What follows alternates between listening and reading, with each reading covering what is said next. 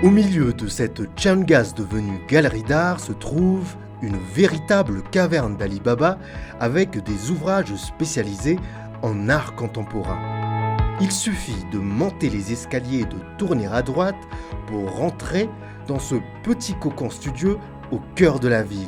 De quoi inspirer tout le monde.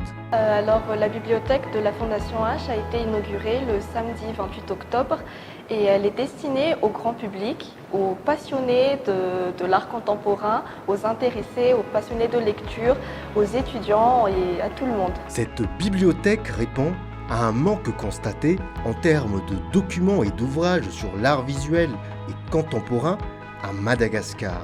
Avec l'ébullition récente que connaît ce milieu depuis un certain moment, le besoin en livres sur ce thème particulier est grandissant, que ce soit du côté des artistes, des professionnels de l'art ou encore des amateurs. La Fondation H vient répondre à ce besoin en mettant à la disposition de tous à peu près 400 ouvrages en permanente augmentation en nombre. C'est surtout né d'un besoin de documentation, d'avoir un lieu de ressources par rapport à tout ce qui concerne l'art contemporain qui manque énormément à Madagascar, et également c'est pour pouvoir produire encore plus de matière dans ce sens-là. Donc le côté production de la bibliothèque, ça jouera surtout en impliquant des auteurs, des chroniqueurs, tous ceux qui écrivent dans le milieu culturel pour pouvoir produire justement plus de contenu par rapport à l'art à Madagascar. Pour l'ouverture de la bibliothèque, la Fondation H a invité Pascal Obolo, qui est fondatrice de la revue Africada, et Anthony Ejabe, qui est le fondateur de Chimurenga Library.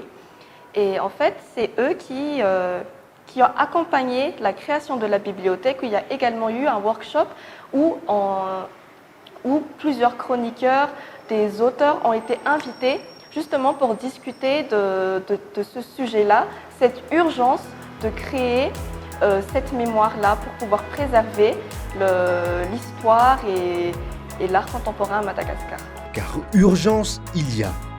Quand on parcourt l'ouvrage de la chercheuse Pauline Mangino, intitulé « Peintre de Tananarive », on ressent toute la difficulté à retracer l'histoire de l'art à Madagascar du fait de cette absence d'écrit. Aujourd'hui, si l'on veut qu'une histoire de l'art contemporain subsiste, pour ne pas que toutes les œuvres et les artistes actuels soient avalés par le temps, écrire est primordial. Toutefois, on ne peut pas écrire ex nihilo.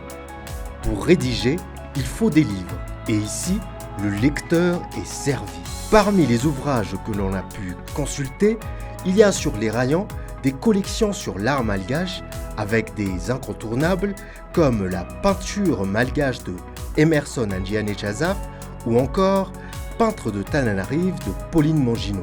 On a également trouvé des centaines de livres sur l'art africain, des monographies de grands artistes, des ouvrages sur l'histoire de l'art occidental et des catalogues des plus grandes galeries du monde. Pour en savoir plus sur l'art contemporain et en comprendre les ressorts, c'est l'endroit où il faut être.